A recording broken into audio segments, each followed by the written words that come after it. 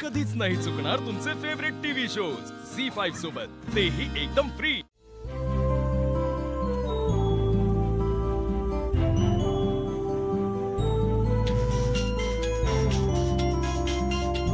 आबा तुमचा फोन वाजतोय ना? हो, तो तिकडे कुठेतरी आहे. आणतो. अथर्व, किती वेळ सांगितलंय खाताना ताटावरनं उठायचं नाही, आधी खा मग फोन घे. मंजिरी, महत्वाचा फोन येणार होता. मी आणते. बाईसाहेब तुम्ही थांबा, मी घेऊन येते.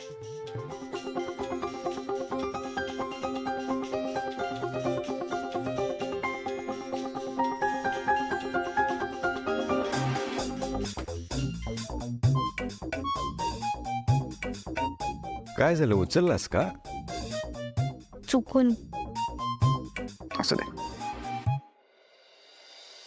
हॅलो, हा बोला.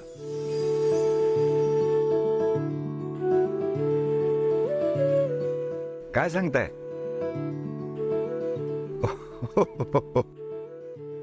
सेलिब्रेशन ना करूच ना, नक्कीच करू. Okay okay, thank you. सगळ्यांसाठी एक आनंदाची बातमी. काय झालं? आपला जो जर्मनीत प्लांट उभा करण्याचा विचार होता त्याचा मार्ग मोकळा झालाय.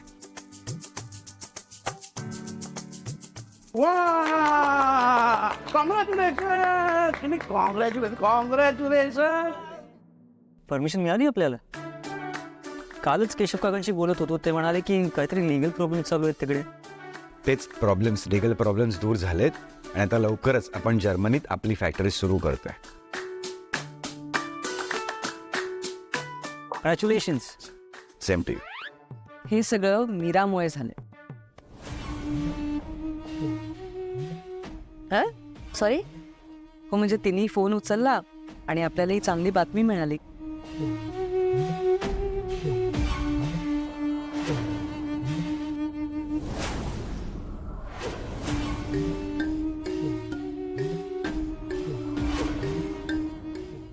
बरोबर म्हणताय तुम्ही मामी. ते काय ते म्हणतात ना, शुभ हाताने मीराच्या शुभ हस्ते कॉल उचलला गेला म्हणून काम झालं.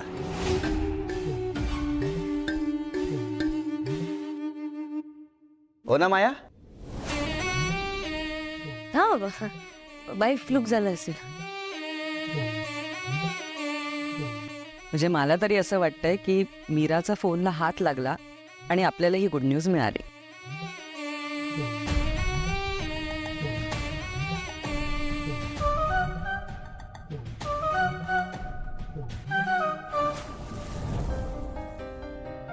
अरे वा, छान करमते की तुला या घरात मीरा आता. दादा ताई तू कधी आलीस? जेव्हा आनंदाने कपडे वाळत घालत होतीस ना, तेव्हाच आले. रुळली आहेस आता छान. हो, जे जमायला लागलंय हळूहळू. घरात सगळ्यांशी नीट ओळख झाली ना ग आता? हो. चला, चांगलंय. सगळे सांभाळून घेतात ना? म्हणजे तुझा अनुभव कसा आहे? या घरातले सगळेच खूप चांगले आहेत अगं. म्हणजे दादासाहेबांशी थेट बोलायची भीतीच वाटते, पण मायाळू वाटतात ते. आणि अनन्या तर खूपच मनमोकळी, खोटी वाटत नाही. आणि वेदा? वेदा तर खूपच गोड आहे. थोडीशी हट्टी आहे, आणि तिला ना तिच्या आईची खूप आठवण येत असते, म्हणून ती कोणाशीच बोलत नाही, कोणाचं ऐकत पण नाही. पण हो, माझं सगळं ऐकते ती. आणि तुला माहितीये, या घरात सगळ्यात जास्त मला समजून घेतात त्या म्हणजे मंजिरी बाईसाहेब. आईचं प्रेम काय असतं ना, ते त्यांच्याकडे बघून कळतं. आपलं मन पटकन ओळखतात आणि सगळ्यांना समान वागतात.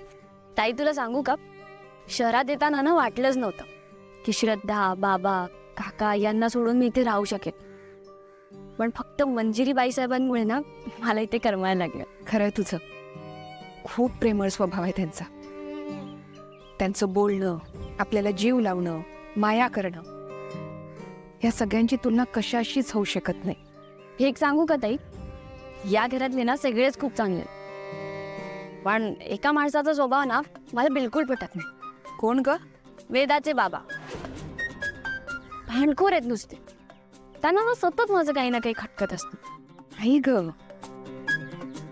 उलट ते सगळ्यांची खूप काळजी घेतात. म्हणजे असं ऐकलंय मी. हा, त्यांचा चेहरा पाहिलायस का कधी? सतत 12 वाजलेले असतात. नाही मीरा, त्यांच्या आयुष्यात खूप मोठं दुःख आलं म्हणून उदास असतील. नाहीतर त्यांच्यासारखा सच्चा आणि दुसऱ्यांना आनंद देणारा माणूस शोधून सापडणार. तू म्हणतेस तसं मला तरी काही जाणवलं नाही. उलट ना, मला मायाताईंचीच काळजी वाटते. वेदाच्या बाबांची लग्न झाल्यानंतर त्यांचं काय होणार आहे काय माहिती.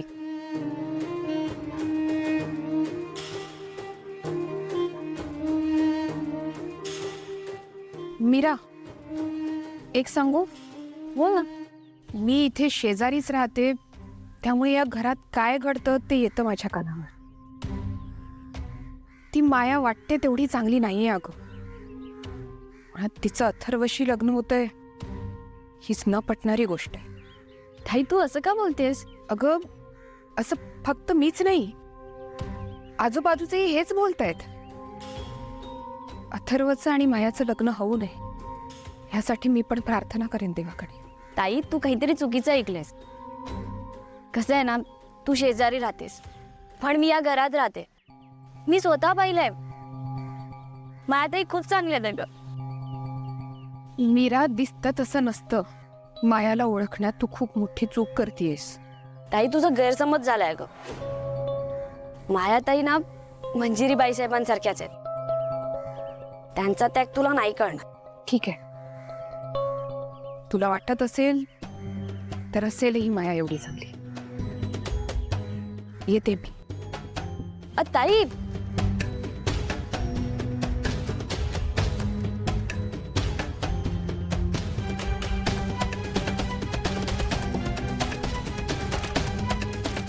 ताई, तुला राग नाही आला ना? नाही ग, मुलाची शाळा सुटली असेल, त्याला घ्यायला जायचंय.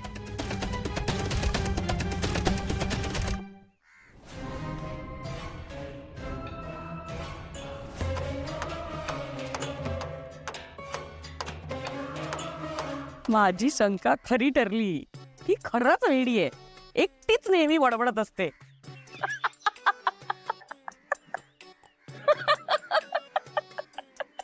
नर्मदा आत्या, काय झालं? एकट्याच का हसताय? तब्येत बरी आहे ना तुमची?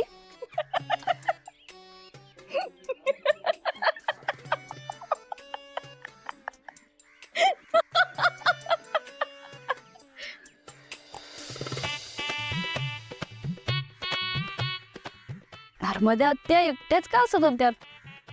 भेड लागलाय की यांना? झी 5 ॲप डाउनलोड करा आणि पहा सर्व एपिसोड्स एकदम फ्री.